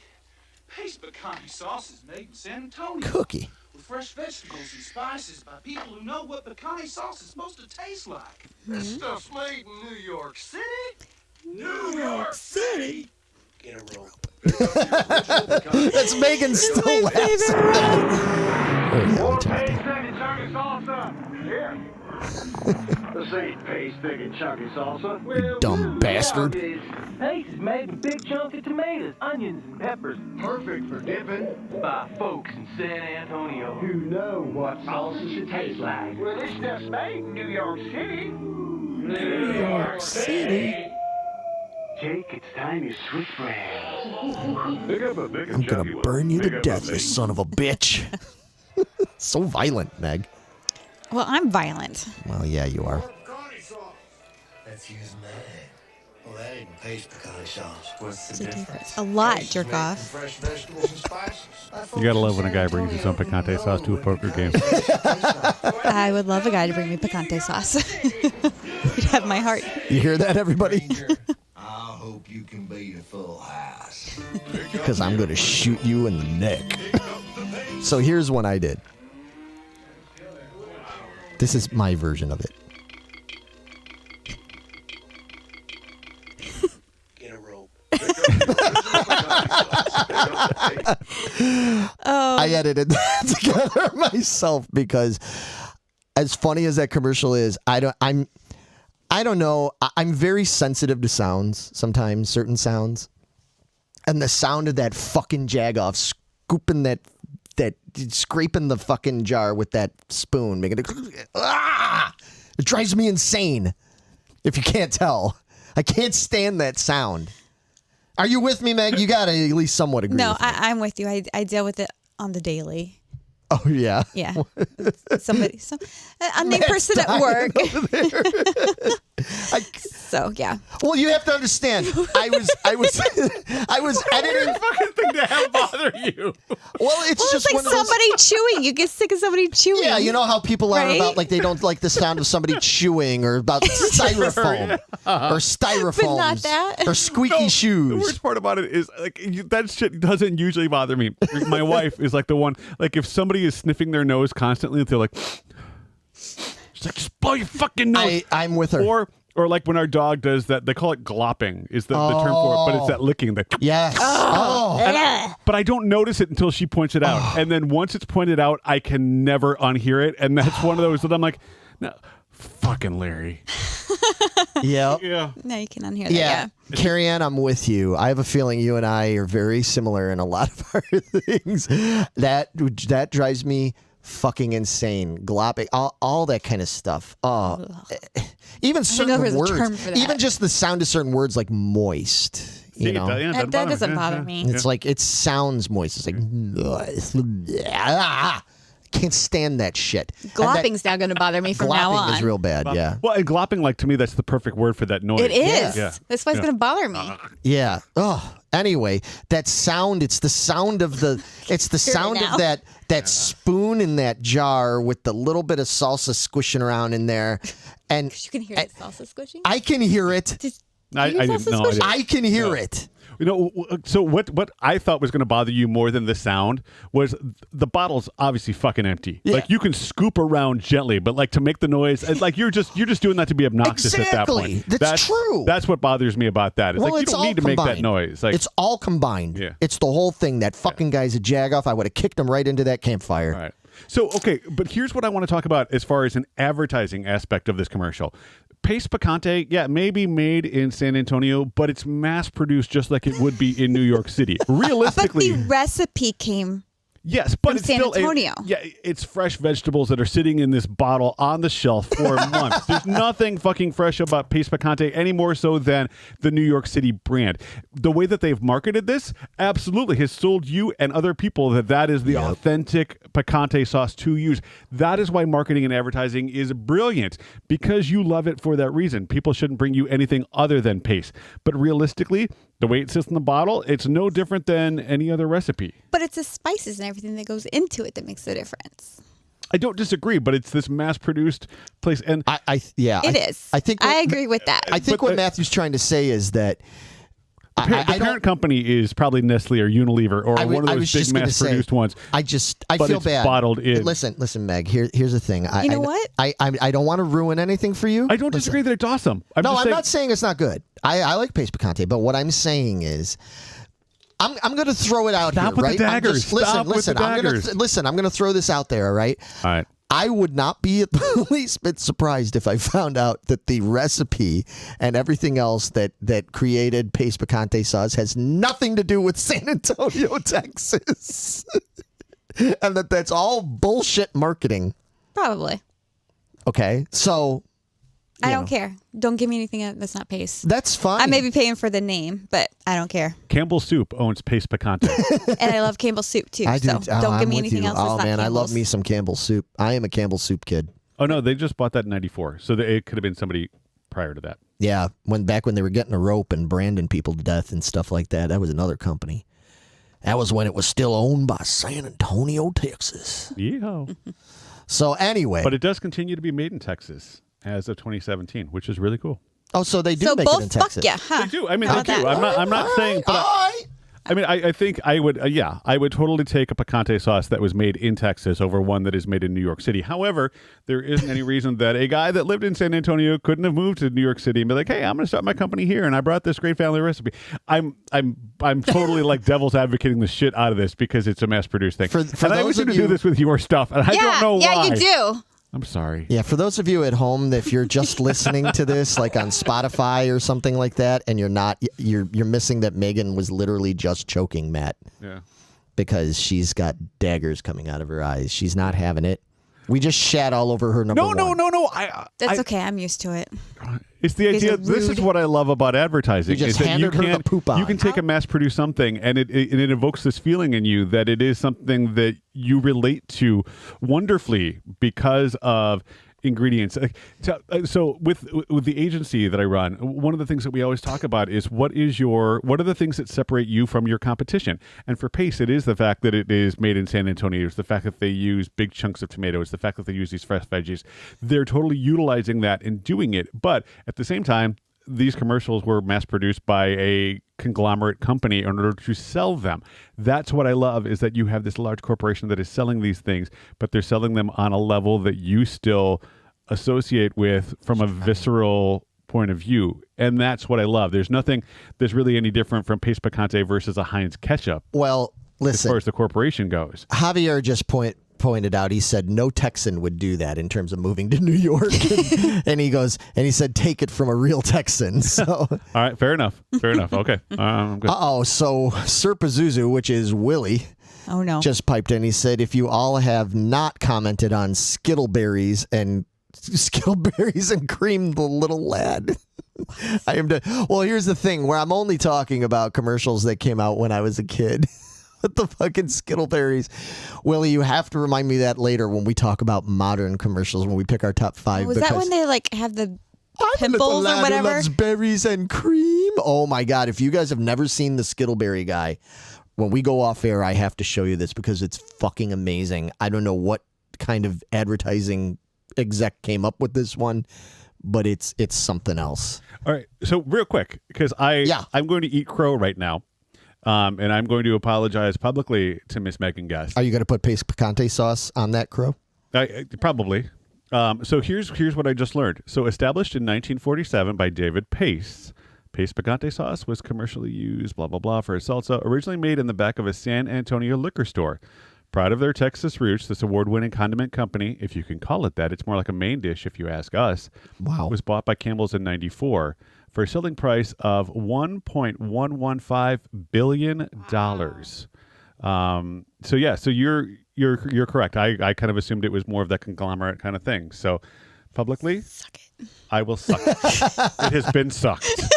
Wow. It has been sucked. So if I went and got a job there, if I went down to San Antonio and I got a job there, and they gave me all the ingredients and stuff, and I was, bottling this stuff, would I then be called a pacemaker? God, I love this fucking shit. Megan just gave me a look like, God damn, you're dumb. God. Yeah. Oh, wow. What is your number one that you guys went to town on mine? No, it's fine. Pace is San Antonio Pace is awesome. town. Those commercials are hilarious. They are violent, but That's why I love them. Mm-hmm. Violent and tasty. That's how Megan likes it. My number one, we kind of touched a little bit about some of this stuff earlier. See, Javier thought Pacemaker was funny, so fuck all y'all. All right, so my number one, we talked a little bit about these earlier, and this is another one that it's kind of like your gum one that you had at number 5. There was no way to pick one specific one. It's just a whole bunch of them, and my number one is vintage cereal commercials, because those are the ones that probably stick in my mind the most. I walk down the cereal aisle and I look at the brands and I still remember every single character, every single jingle, every single, you know what I mean? Like it sticks out in my head. So it was all the different cereal commercials, basically. Captain Crunch and Tony the Tiger and Honeycomb, all that kind of stuff. I just still very much love and cherish these old commercials and these characters. I still am partial towards certain cereals, not even because of the way they taste, but because I was such a big fan of their fucking commercials. Do you guys remember the Captain Crunch? And then there's Tony Tiger. Voiced by the Grinch? Or the narrator from the Grinch? Yep. Oh, is it the same guy? It is the same guy. Thurston something. How will there... You're a mean one. That's the worst cereal ever. Really? Yes.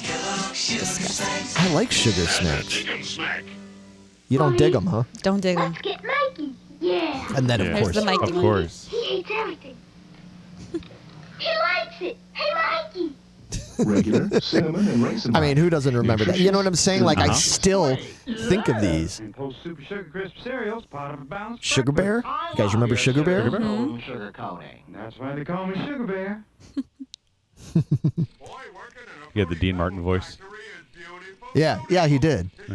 I never thought about that that's who he was supposed to sound like, was like Dean Martin.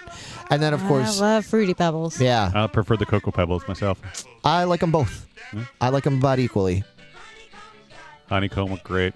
There was another cereal that were like honeycomb, but they were more like a brick. Like they were long. They were It was like an 8, but it was like a rectangle with a line through it, and I forget what they were called, but I love those things. Hey, B, no way a little dude like you is gonna change Hulk my and- ways. Honey Nut Cheerios. Yeah. Hulk Hogan doesn't eat nuts and honey. Thought it'd be fun to throw that in there, a little Hulk Hogan, especially Hulk was just talking about his buddy Scott Hall, who passed away. Everything. Razor Ramon, rest in peace. Yeah. For me, Golden Grams, Cookie Crisp. Oh, see, I never liked Cookie Crisp. Oh, they were awesome.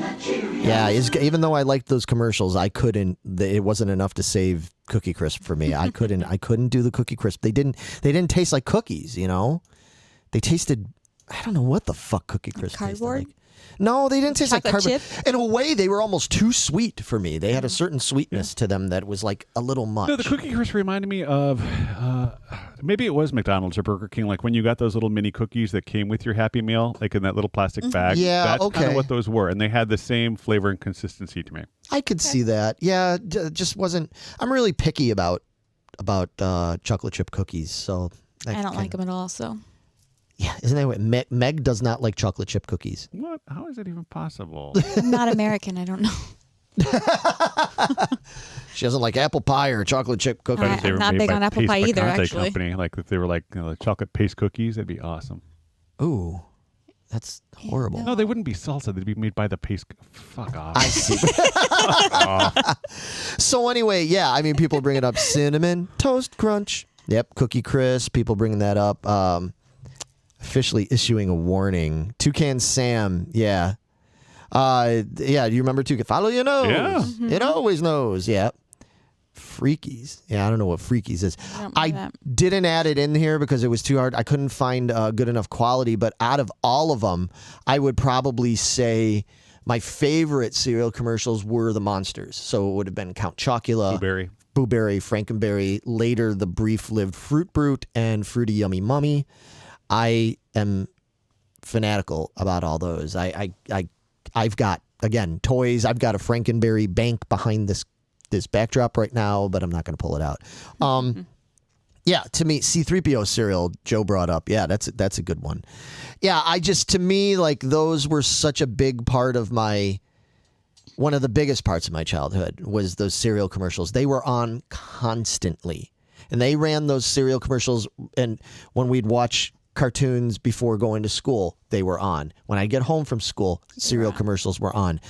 Even during prime time, cereal commercials often would be on. Saturday morning, they were on. They were beating that shit into our fucking heads that it's still just burned in there. And yeah, so that's why it's Smurfberry Crunch. Oh yeah. Oh wow, yeah, that's good shit. Yeah.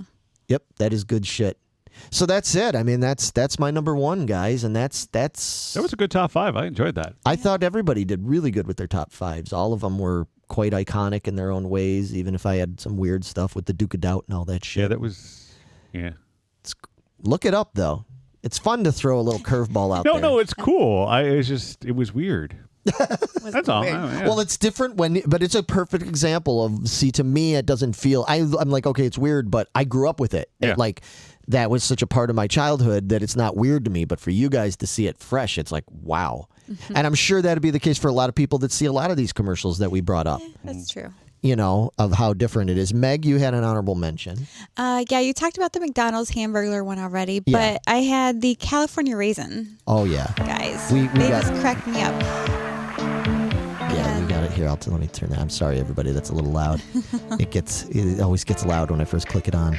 So, yeah, you want to hear that? We need to hear that. This.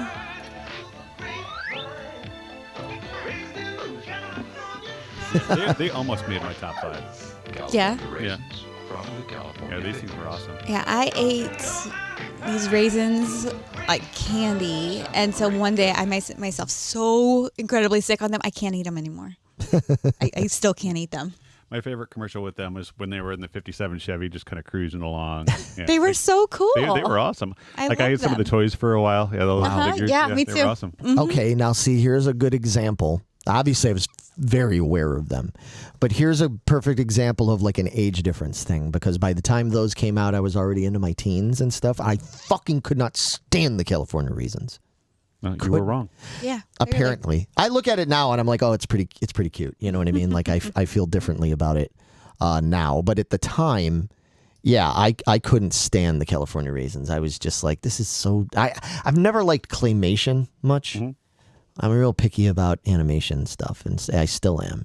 So I've warmed up to it over the years, but I remember when that came out. But all the kids that were more like your guys' age and everything, you guys were crazy. Yeah, they were about awesome. the California Raisins, man. There were toys, promotional stuff. Yeah, that was a great one. So awesome, Matt. What was your honorable? The weird thing is, my honorable mention, like, I thought it was really cool, and I actually looked at when it came out, and it came out in like '99. So I was well into my mid-20s by the time that this commercial came out. So it's like my honorable mention with an asterisk on it, because I remember it vividly, but when I look back, I'm like, it embedded way later. It seemed like it was older. But it was the Make 7 Up Yours commercials when Orlando Jones was spokesperson amazing. for those. But they just made me laugh because they were kind of at the point when commercials started becoming more irreverent about things. Like in the 80s, there was a respect that you had for the commercials and the characters and all of that stuff. And with the Make 7 Up Yours, like it was the first time that like it was a commercial made for a different generation all of a sudden. And that's what I really liked about those. But one of my favorite ones, it's a little 15-second spot where Orlando Jones is playing this character, and he was trying to come up with all these new marketing ideas for the next generation of 7-Up. And he decides that he wants to engrave the 7-Up laser, or the 7-Up logo on the moon with a laser. Yeah. And I'm hoping you have that in there, because it cracks me up every single time I see it. Yeah, here, let's check this out. You know, I want everyone to remember 7-Up forever. So I'm going to project our logo on the moon with a giant laser.